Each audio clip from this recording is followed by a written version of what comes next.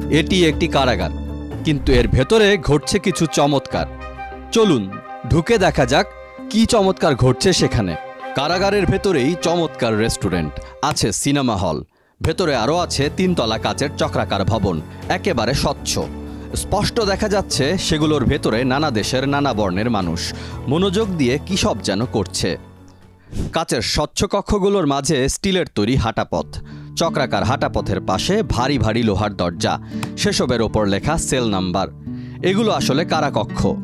বলছি নেদারল্যান্ডের হার্লেম শহরের পুরনো কারাগার ডে কোয়েপেলের চমৎকার রূপান্তরের কথা, সৃজনশীল আড্ডাখানা এবং বিনোদন কেন্দ্র হয়ে ওঠার গল্প। 1901 সালে এই কারাগার নির্মিত হয়। দ্বিতীয় বিশ্বযুদ্ধে নাৎসিরাও এই কারাগার ব্যবহার করেছিল। তারা এখানে ডাচ বন্দীদের আটকে রাখত। কারাগারটির মেয়াদ শেষ হয় 2016 সালে।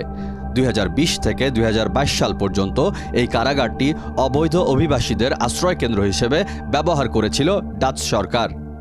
এরপর বিশাল এই ডোম আকৃতির কারাগারটির কি হবে এই নিয়ে শুরু হয় জল্পনা কল্পনা। এগিয়ে আসেন স্থপতি আন্দ্রে ভান স্টিগদ। তাদের চেষ্টায় এই কারাগারটিকে রূপান্তর করে সৃষ্টিশীল ব্যক্তি প্রতিষ্ঠানগুলোর কাজ করার জায়গা করে দেয়া হয়। এখন এই ডোমের ভেতরে রেডিও নেদারল্যান্ডস ট্রেনিং সেন্টার সহ বেশ কয়েকটি প্রতিষ্ঠান কাজ করছে বিশ্বের নানা প্রান্ত থেকে আসা তরুণদের নিয়ে। আধুনিকতা এবং ঐতিহ্য এই দুই মিশিয়ে ডাচদের মুন্সিয়ানার প্রশংসা করতেই হয়। তারা পুরনোকে সাথে নিয়েই নতুনকে স্বাগত জানায়।